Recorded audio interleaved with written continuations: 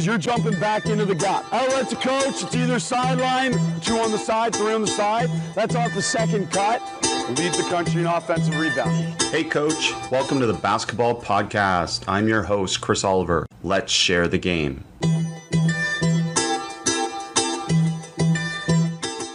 Coach, I wanted to let you know the dates for the 2-day BI Academy weekends have been announced. The North American event will take place in Dallas, Texas, June 6th to 7th weekend. The Europe event will take place in Antwerp, Belgium, June 13th to 14th. Please go to basketballimmersion.com/clinics to get all the details, as I want to bring as many as coaches as possible together for this interactive coaching development weekend. This year, the event is open to Basketball Immersion members and non-members. The BI Academy mission is simple: share the game, help you become a better coach. Join this amazing community experience in Dallas or Antwerp. Go to basketballimmersion.com/clinics. Great to have Kevin Burton with us today. Coach Burton enters his 8th season as head coach of the Union College men's basketball program. Probably not enough of you have heard of Coach Burton and his tremendous success. So one of the reasons we're doing the podcast, Coach has taken Union to new heights, winning schools program's first ever NAIA national championships. They won the 2017 NAIA Division II men's basketball national championship. And Coach, one of the crazy stats you shared with me is 3 consecutive seasons undefeated on the road in conference, which is incredible as well. But Coach, first off, welcome to the podcast. Yeah, glad to be here and excited to talk basketball with you. Well, me as well. And we're not just here because of your success, which has been tremendous, but we're also here to talk about your philosophy, which has been phrased to me. And in my thinking, it's unique. But when I talked to you about it, the first thing you said is that it just makes sense. Can you talk to me a little bit about your philosophy? Essentially, it comes down to how we play our players and how we select our players to who plays and how they're evaluated. And essentially, we evaluate them on their performance and try to get it to the point where their performance dictates who we put in the game and who we don't put in the game. And when they are playing, you know, we're a program that substitutes in a certain way that to where we're basing it possession by possession, trying to be successful in that particular possession. And I've heard people describe it that we do hockey subs as far as how many people we put in and out of, take in and out of games during dead balls, or we sub offense and defensive substitutions like you would in the final few seconds of a game, but we do it for 40 minutes. And I don't really even think of it in those terms. I'm just simply thinking of trying to be successful on this upcoming possession because of how vital each possession in a game is. We play a lot of close games here. And so try to maximize each possession and perform and at the best we can for that particular possession. And we want the correct people in the game for that particular scenario, whatever it may be. Well, it's great stuff, and it goes beyond hockey subs, and we don't want to. I don't think that's the best way to say it. Maybe the best way I've seen phrased when we talked about it was that you treat every possession like it's the last possession of a game. Can you talk about that, about how that you started to phrase the game and talk about the game in that way? Well, you know, over the years, as I've watched in my own little metric of how I watch basketball games, I've learned that, especially in close games, typically the last 3 or 4 minutes of a ball game is the part of the game that there is the least amount of possessions in. Yet it's the part of the game that most people talk about because that's what they can remember the best because it was the last thing they just saw. But if you take it a step further than that, or a few steps further than that, the possessions prior to those final few minutes are obviously just as important. That's why they still count for 2 points or 3 points, whatever you happen to be making. And until they start giving you 4 points for making a layup or 5 points for making a 3-point shot, nobody's going to be able to convince me that the final possessions or two or final few moments or two are the most important. They all share the same amount of importance, and that's what we try to let our players understand as quickly as possible so that they can treat each possession as the most important possession because it's the next one, and the next one's the most important one. And the only reason why the last possession of the game is the most important one is because it's simply the next one. And so based on that, that's how we evaluate who's in the game and who's not, and why we are doing things the way we're doing them. And more than just 5-on, in terms of we're talking about hockey subs going 5-on, 5-off. You're talking about subbing specific personnel for each possession. So whenever you get an opportunity, you're going to sub to be able to maximize that possession. Correct. And for instance, if it was a baseline out of bounds play and we were on defense, and we thought they had a certain philosophy of the other team maybe trying to run things where there's a direct score from the inbounder to an immediate score, and we know that we have certain personnel grouping that guards those types of actions the best, then we would have that group in. And over time, as you're evaluating and grading each possession by possession, if you're looking at it in that sense, it starts telling its own story, and it sort of starts taking the decision making out of your head as a coach, and you just are sort of on autopilot on who you're putting in the game for that particular situation. So, but to your point, yes, that's exactly what we do. And if we happen to be on offense and we wanted to run a certain action, and we thought the other team had personnel in that struggled guarding a certain type of action that we thought was pretty good for us, then we would sub that type of group in, whether we need just one person in the game at that particular time or sub 3 or 4 players in at that particular time, whatever the case may be, we're going to try to put that, the best 5 players in that have performed in that particular instance, for that particular possession. Well, we'll get into a little bit of how you prepare to do this and how you practice. But first, maybe the most obvious question is, how do you get players to buy into this? Because players like to play, and essentially you're taking away, sometimes players would say, their rhythms, their flow, whatever it is. But how do you get players to buy into this? Yeah, well, and that's their responsibility to sell me that they should be in the game by how they're performing. And the rhythm thing has never been an issue here. I mean, that's just something they're going to have to get through or get past or perform well enough to where they're always in the game so they can get their rhythm, if they want to call it that. So based on how they perform is how they're going to be in the game. It's pretty simple as far as that part of it's concerned. And if you want to sort of categorize it as a sort of a scientific thing versus, having to decide, who should I have in the game at this particular point, that's sort of what we are thinking in terms of. And, years ago, I came up with this idea just because I always wanted to make sure I had the 5 most productive players. I would notice, I wondered about some of my players when I first started coaching, that they would maybe score 16 or 18 points, but I didn't think they played very well because maybe defensively they cost us, or maybe some of the choices they made on offense. And I wondered how valuable those 16 or 18 points actually were to our team. And so that's when I sort of started grading each possession in a certain way so that I could figure out who actually was the most productive players. And that's sort of how we've kind of played it out over the years. Well, you've got to get past your ego as a player and understand your true value to the team. And as you said, if you don't like your value, then you work on changing it. What process do you help them with in terms of that? Yeah. Well, sure. Well, and exactly. And when the light bulb goes off for most of our players, you can see that and that how vital they take how to guard a certain action, or how to sprint the floor on offense and space the floor correctly, or when they're the screener that, we actually expect them to set the screen and get us open. And knowing that you can go 0 for 2 or 0 for 0 and end up being the, one of the top more productive players of that game just based on those other factors, they start respecting and becoming a more confident player because they realize they're not just singled out as a driver or as a shooter or as a shot blocker. They're a complete player. And I think our players' confidence over their careers sort of grow because they start considering themselves more of a complete basketball player rather than just what they've been sort of dubbed over the years of maybe just an athlete or a great dribbler or something of that nature.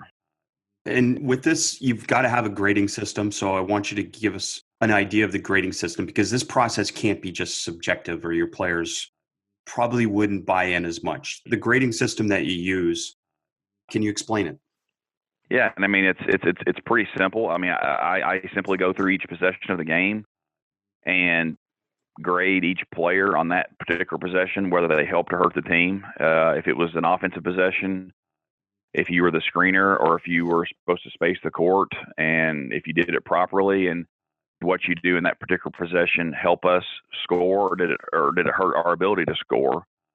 And if you were maybe the screener on the initial screening action, and the shot attempt took place maybe 4 or 5 passes later, and you set such a good screen that it created some disruption for the defense, and they end up just being scrambling a little bit or off half of a man or that type of thing, then you get credit for that score, just as if you were to score the shot yourself. Passing, same thing. Was your passing on time? Was it a good pass? That type of thing.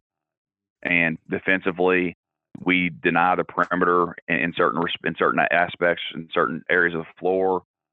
So if they were trying to reverse the basketball through to the other side of the floor so they could get a deep post up, if you denied your man the ball where they couldn't reverse the basketball, which end up stymieing their play of never getting the ball inside, and then their fourth best offensive player shoots a 12-footer and misses it, and we get the rebound.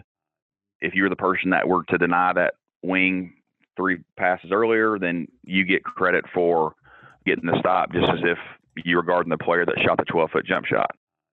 So that's where they start respecting and understanding all the aspects of the possession and how important they are, and how the spotlight's on them the entire time. Because when I'm grading the video, every possession, there's 5 spotlights on each player. And of course, we watch these together as a coach and a player, so that they can start understanding how good they did in this possession, or how poorly they did in this possession. And they all want to make sure they have a plus grade after each game.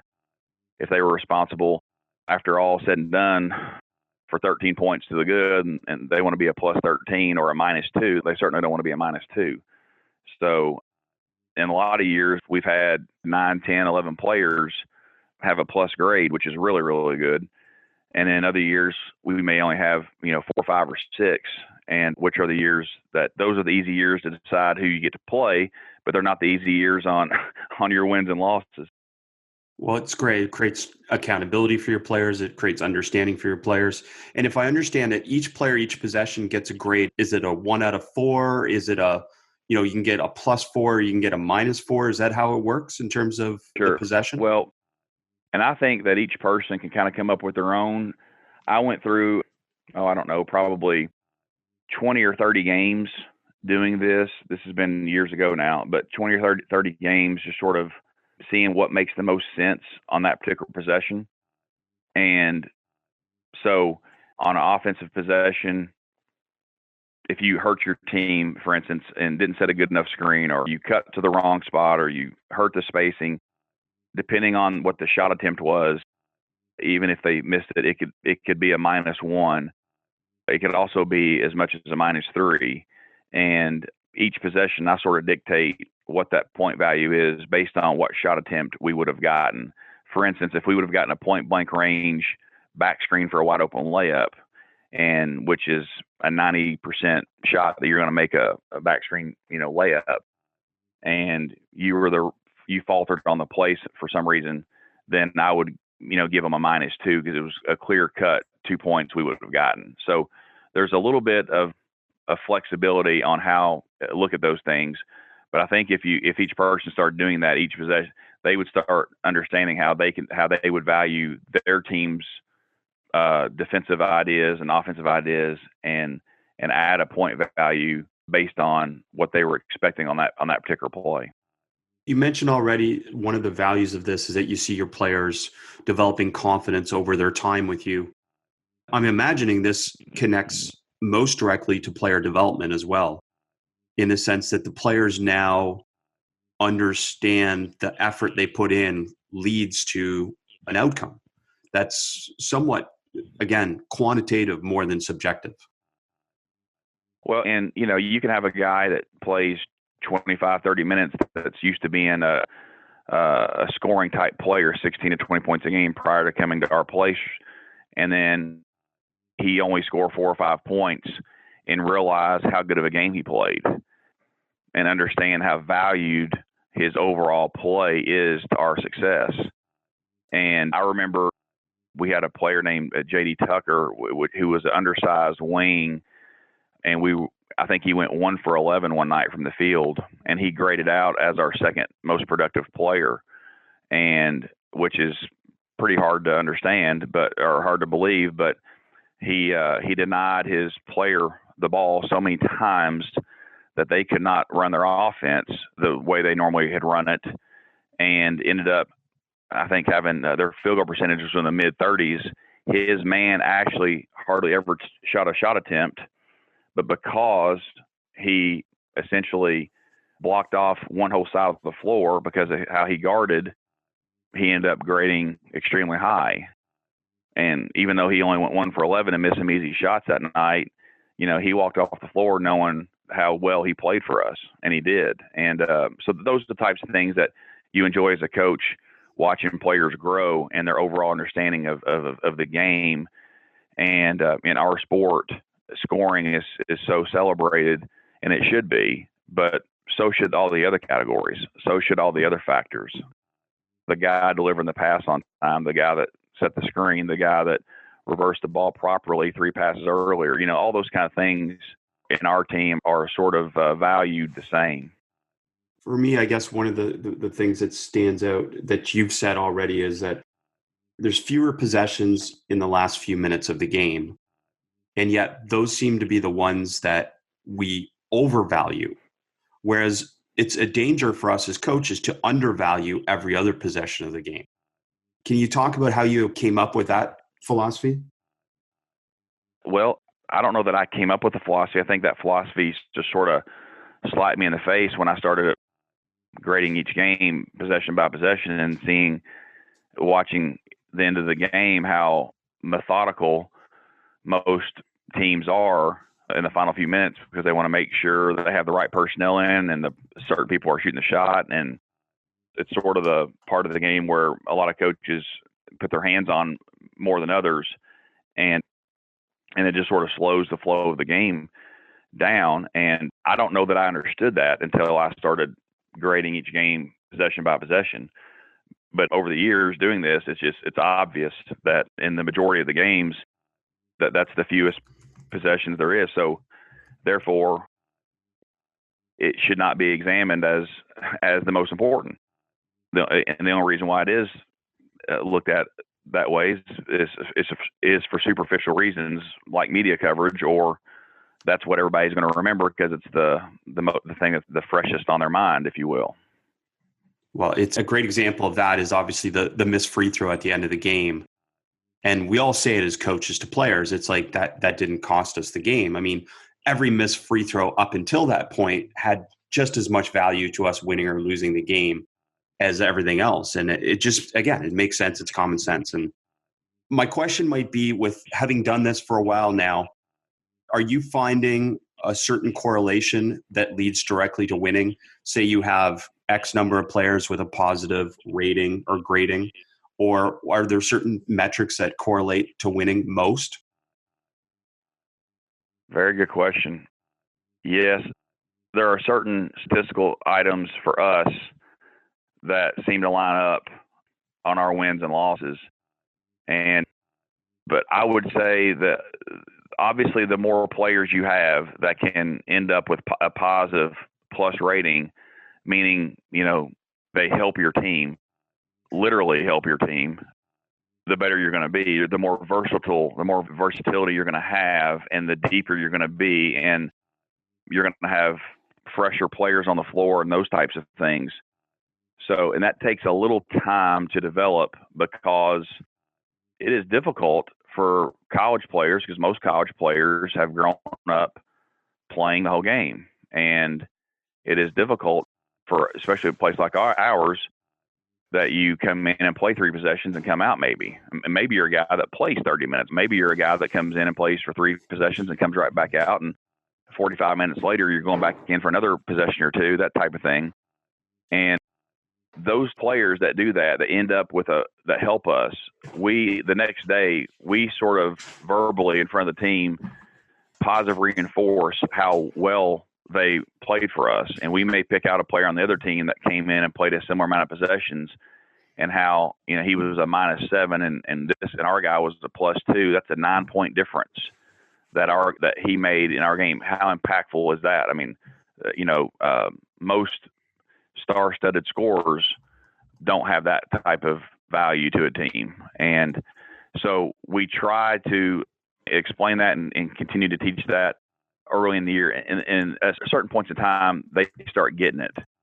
But each game, statistically or schematically, there's a little bit of a different ingredient to it. For instance, if a team spaces it out and they're kind of dribble driving it, and we actually change our philosophy game by game as well. We don't just do it one way, but if we guard it in a certain fashion to where denying the perimeter is not important in that game, then we put a different value on individually guarding and keeping your man in front of you and making him score and trying to shoot shots over top of you, rather than you denying a wing and choking the ball reversal so that they can never get the ball to one side of the floor. So each game, it's going to change a little bit based on what we think the other team's trying to accomplish and how the other team is successful. But defensively, we try to be disruptive to the other team of what they like to run, and whether the disruption is taking a pass away, whether it's guarding them a little harder further out on the floor so that they're initiating their offense from a different standpoint, or whether it's that we're guarding the interior differently than they've ever been guarded that particular season. But we're going to always try to be disruptive to what they work on every day so that they have to do something different. And of course, it's, there's blemishes and there's flaws and all these things, because you may do all those things and they may have a player that has the game of his life, like that happened to us last night actually, and he scores his career high, and you still maybe are not successful. So each game, it's got its own little twist, I guess. So with that, then, you talked about scout a little bit. Do you grade the opponent? Not the same way I do our team. Okay. There's just simply not enough time. We have usually 2 days to prepare for each game. We basically look at their scheme and what they're trying to get accomplished and what sets they run. Is there a certain system that they're doing every single possession? Are they changing sets? Those types of things. And then we try to determine what makes the most sense to take away. What's the most guardable thing to take away? And now let's try to take it away, that type of thing. So maybe one of the most interesting parts of this that every coach can apply is you must have a really good mechanism for subbing, because it's a lot to handle, right? Because you're subbing frequently. This requires an efficiency of communication and preparedness by your players. Can you talk a little bit about your mechanism of getting subs in and out of the game? I yell very loud. There you go. Simplicity at its finest. Yeah, I really don't even look at the bench. I just sort of yell to my assistant or verbalize to my assistant I'll name 3 names, and they'll run up to the scorer's table, and as they're subbing in, I'll tell them who's coming out, that type of thing. And they know that if their name's called, to hop up and get up to the table, quickly. But there's nothing really special about how we do that. We just, going into games, again, after we've learned all these things, our players, of who we want in what situations, I'm sort of on autopilot. It's not even really a thought. I know who I want in if we're facing a zone. I know who I want in if we need to get into our press offense and there's a dead ball, or if we put our press on, who I want in, who I don't want in, that kind of thing. And I will say again, there are blemishes with this, but I think over the course of time, it weighs itself so much more in the positive. To me, it's not even a thought process. And the one blemish I'll just tell you about is about 4 or 5 years ago. I put a very small lineup in, and the size of how tall or short they were wasn't really why they were in, but we were picking up full court and pressing. And lo and behold, we went about 8 or 9 possessions without a dead ball. So we had 5 little people in that normally would not be in together on an offensive possession. And we can handle 1 or 2 offensive possessions with a very large lineup that typically isn't playing together, or a smaller lineup.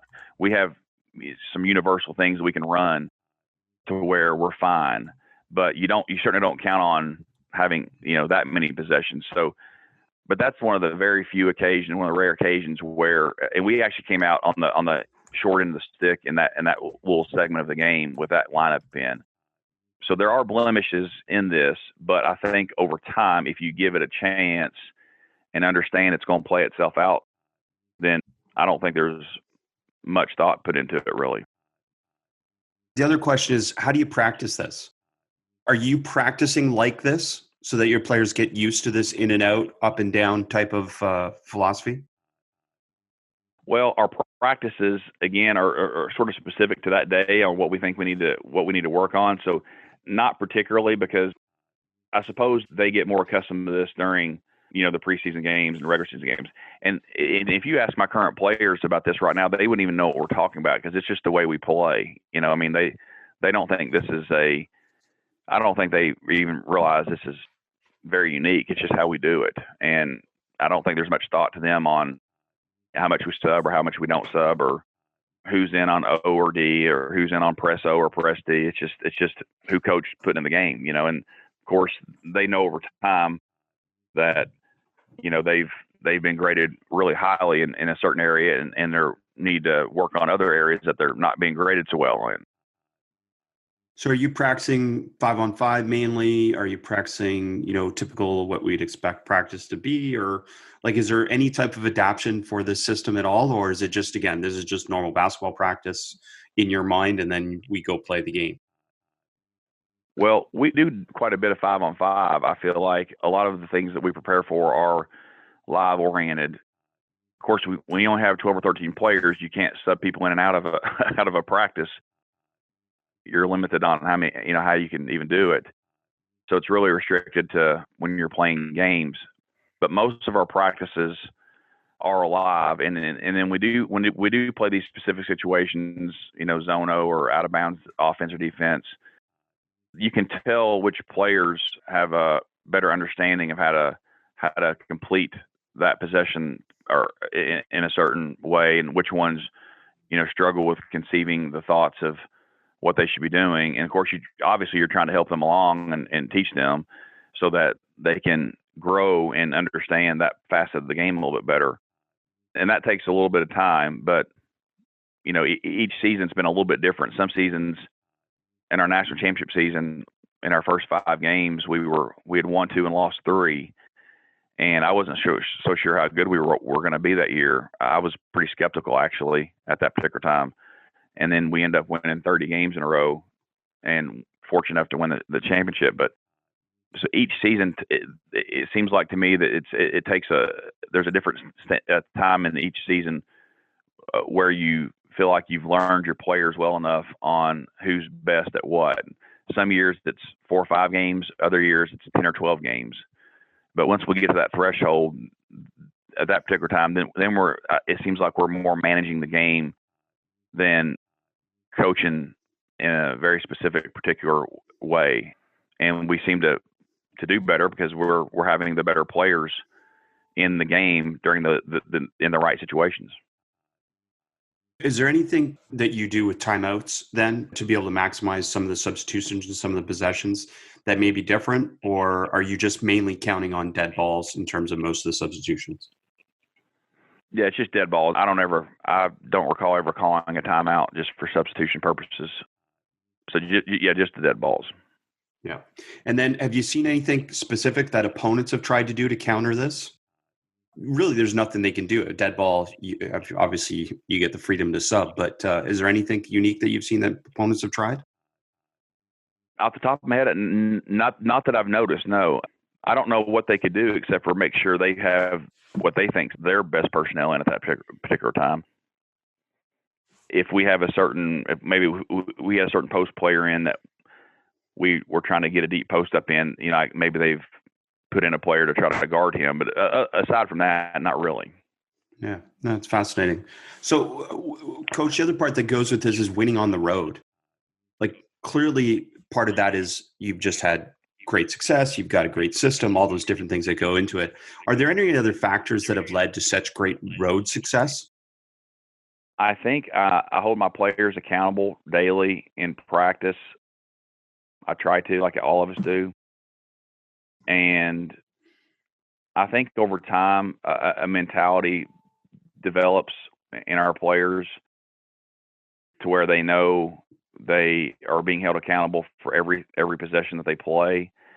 And I think that there's just a small ingredient of that plays into this, that they're not only worrying about making shots or how many points they're going to score, and they're more consumed with just playing right and just and playing well. And I think there's a little bit of a factor of a burden of pressure that's relieved from them, knowing that we're not going into the game needing you to score 20 points or make 5 threes, because I don't know that we've ever gone into a game expecting a player or two to score a bunch of points for us. We just want them to be productive, and those kind of things sort of play themselves out on who scores the points. And I think there is an ingredient of that I think has helped. And obviously your players' mentalities, and I think there's at our level anyway, there's less distractions when you play an away game than when you play a home game. When you're at a small college and you're eating in the cafeteria with the same people that are sitting in the first 4 rows of the bleachers a few minutes later, a few hours later, there can be some friendly distractions that are inadvertent that get your mind sort of off what it should be completely on.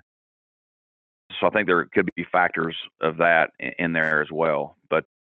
And I don't have all the answers to how we've been so successful on the road. I know our players, they know here that we play in 30 big games a season. We don't play in 4 big games a season because we're trying to win the whole thing. So, and for the way we have to do our thing here is you have to win your regular season championship or your tournament championship in order to compete for a national title. So and we play 24 conference games.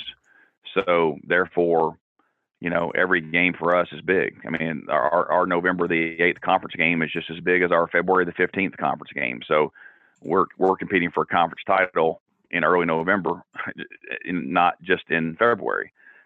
So there's a big game feel to most of every game we play. Love that. Some great points there, Coach. And maybe reflect back on when you first started this.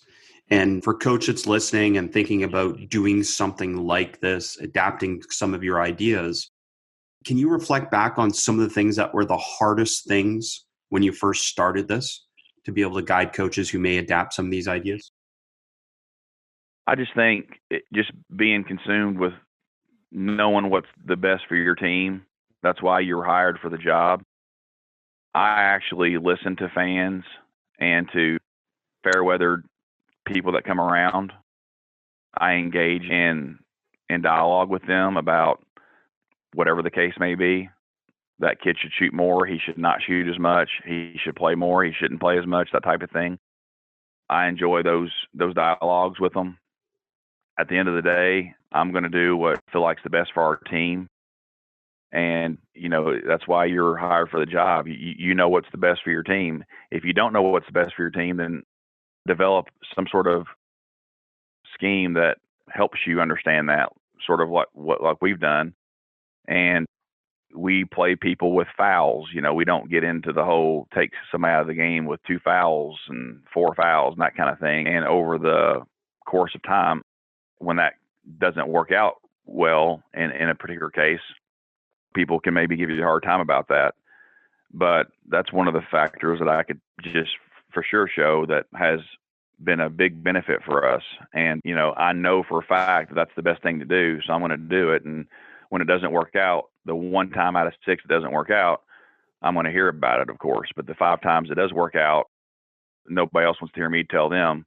I just played a player with 4 fouls with 15 minutes to go in the game, and nobody's making a big deal out of it. That type of thing. So I would just know that you're doing the best for your team and do it. Love it. Some other common sense things that you and I talked about just prior to this conversation when we talked on the phone, and something that I agree wholeheartedly with both these, and I loved hearing you say it. The first one was no automatic subs when players get a certain number of fouls. Can you talk about that? Well, yeah. With all due respect, because I think the world of all of our coaches, and there's so many people I've learned from currently and past that. But the one thing that I have a difficult time with is the philosophy of taking somebody out when they pick up their second foul in the first half. I think that you're potentially, limiting the player's aggressiveness or just his instincts or whatever it may be, if they know that's going to happen. And they may not want to pick up their first foul because they know they're only going to be one foul away from their second foul. When they pick up their first foul, they're for sure not going to pick up their second foul. And is that going to limit them on potentially making a defensive play that they would not make because they're afraid to get their second foul to sit on the bench? So we don't have that sort of rule. We just sort of play. And I've played people in the first half with 3 fouls, and again, case by case. If a guy has 3 fouls and there's 4 minutes to go in the first half, and I feel like this next possession he should be in the game for whatever the reason is, and then I play him. I don't let the foul thing bother me. And the year we won the national championship, we had most valuable player of the tournament picked up his 4th foul with I think 11 or 12 minutes to go, and I took him out for 1 or 2 possessions because we were on defense. Then we had an offensive possession. I subbed him in, and I remember the broadcasters were questioning that. And then our next play, he made a 3 and got fouled on it. So he had a 4-point play opportunity. And then we ended up having multiple players with 4 fouls with about 6 minutes to go in the national championship game. And I continued to play them because for that particular possession, they were the best player to be in the game. So also in saying that, we've seen over the years, we are getting more possessions. Our players are playing more possessions than if we were to take them out. And if our best players are in the game for 55 possessions as opposed to 41 possessions because I took them out for fouls, well, I'd rather them be in for 55 possessions. Whether or not they were the first 55 possessions or the last 55 possessions, that part of it is thrown out the window. It's just a matter of having them in for as many possessions as we can possibly have them in for. That always made sense to me, and certainly it's something that I've always practiced. So I was happy to hear it, and it's great to hear your phrasing of that too, which makes even more sense. And then the other one we talked about is the importance of baseline inbound defense and how important that is. And it obviously fits your philosophy of valuing each possession. But can you talk about that too? How much time and effort you put into baseline inbound defense? Well, honestly, I put about as much time in that as we would do anything else. It's another factor that's as equally as important as anything else we're trying to do. We have a certain way of guarding. Everybody in our conference knows it. We don't play man-to-man. We do sort of an amoeba-style zoning type thing, and it does have some man-to-man ideas in it. If there's some direct cuts, it looks like we may have 1 or 2 players playing man-to-man for a certain cut, and then after that they sort of retract to zone-style guarding. But what we're trying to do is to limit how many things they can run against us.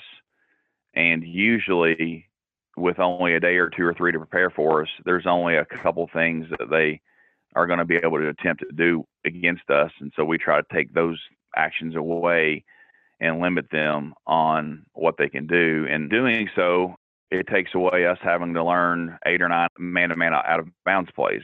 That we don't have to have our players learn that many out of bounds plays to go against.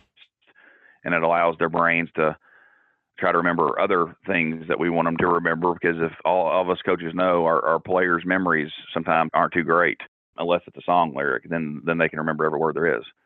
But, so that's kind of what we try to do with the out of bounds plays. And usually if a team just sort of ends up throwing it toward the midcourt line just so they can kind of get in the normal system of play, then we feel like we've kind of won that little mini battle. I love it. Mini battles certainly add up over the course of a game, and that's so important. Coach, I can't thank you for taking the time and explaining your philosophy and your system. It's fascinating and enjoyable, and just a common sense conversation, which I'm grateful for. So thanks for taking this time and sharing with us. Thank you. Coach, now's the time. If you are not yet a member of basketballimmersion.com and our membership community, join today. I want to read one testimonial to you from a coach who had tremendous success over his time as a Basketball Immersion member. He recently sent me this email. Shout out to Chris Oliver and the Basketball Immersion community. Our small high school had gotten to one provincial final from the school's opening in 1978. I took over the girls program in 2011. Since joining Basketball Immersion in 2016, we have been to 3 finals in 5 years, and tonight we won the first high school basketball title in school history. So many people are a part of making it happen, but 0 Seconds training and Basketball Immersion and many of the Basketball Immersion principles have become a big part of our program. Thanks for all you do and all your ongoing support. Coach, it's time. If you're not yet a member, join basketballimmersion.com today and get your coaching stimulated. To find out more about Coach and all we spoke about today, please take a look at the show notes for today's episode. I love to share the game and have basketball coaching conversations, so connect with me on social media. You can find all my social media information and all your membership, clinic, and consulting needs at basketballimmersion.com. That concludes today's episode. I know there are so many podcasts out there. Thank you for taking the time to listen to the Basketball Podcast with me, your host, Chris Oliver. Please subscribe and share the podcast with your friends and colleagues so that we can keep bringing you the best of what's out there and share the game.